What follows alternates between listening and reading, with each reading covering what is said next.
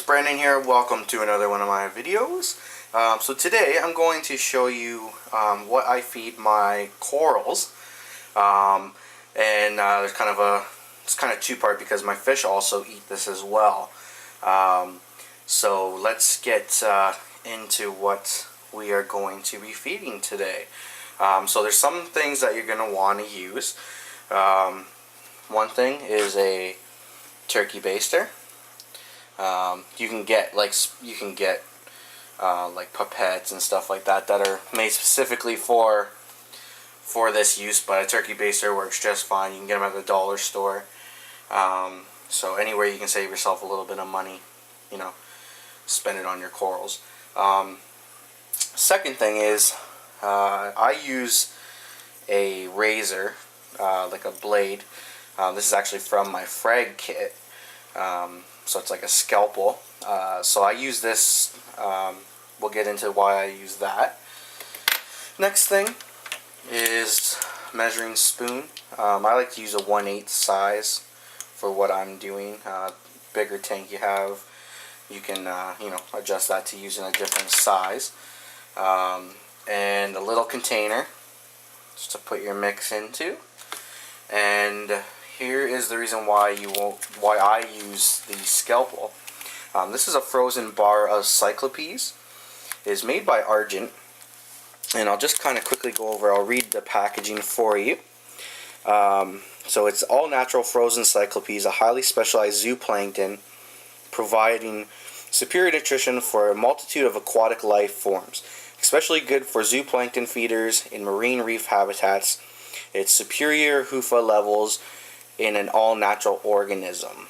Okay, so the approximate analysis, it's got 50% protein, 35% fat, 12% carbohydrate, 3% ash, 2,867 parts per million of astaxanthin, ASTAXANTHIN, EPA equals 11.74%, DHA equals 11.09%. And these guys are very small.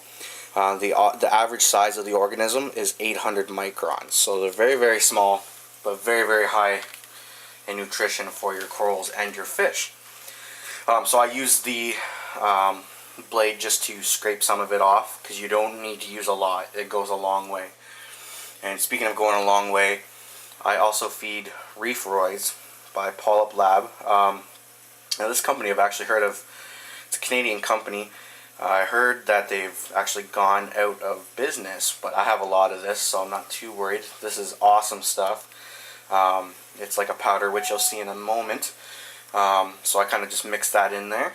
Now, what we're going to do first is take the freezer bar and just kind of push it up so you can see it. And what I do is just take my blade and the bar, and I just shave off. And it shaves off fairly easy. I just shave off a tiny bit. Do not need a lot of it. Like, that's enough. And those are very thin shavings there. That's quite a bit of and as you can see, it's a really dark, like red, almost a brownish, but it's really red. And you'll find that when your fish eat it, if they eat enough of it, you'll see their bellies actually turn red for a little while they're digesting it.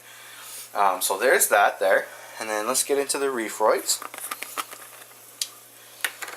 Okay, so it's a very, very, very fine powder. You can see that there. Very fine powder. Smells awful. So what they say here is for every 100 gallons of tank volume, mix 1 teaspoon. So you can see it goes quite a long way.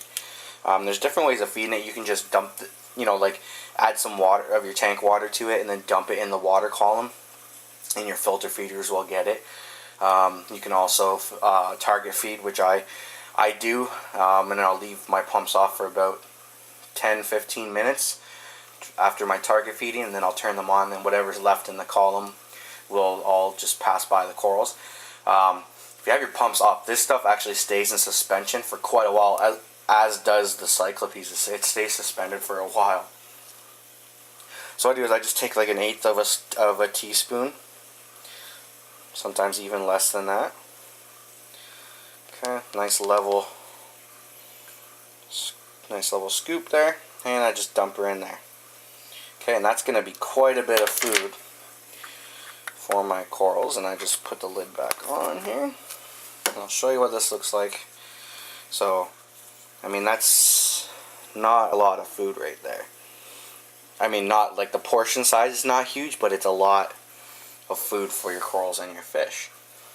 Okay, so stay tuned and join me for the next part of my video where we will target feed a couple corals and you can see the fish's reaction.